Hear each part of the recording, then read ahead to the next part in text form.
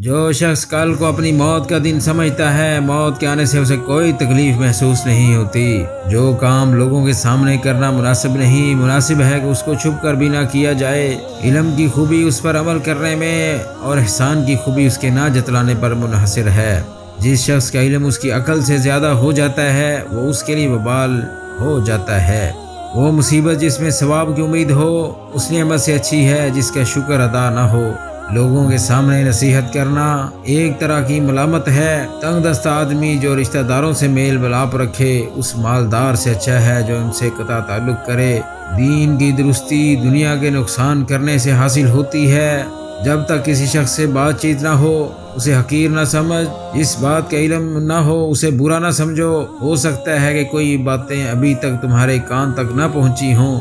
کسی دوسرے کے گرنے پر خوشی مت کر، کیا معلوم کل کو تیرے ساتھ کیا ہوگا۔ مصائب کا مقابلہ صبر سے اور نعمتوں کی حفاظت شکر سے کرو۔ موت سے بڑھ کر کوئی سچی اور امید سے بڑھ کر کوئی جھوٹی چیز نہیں۔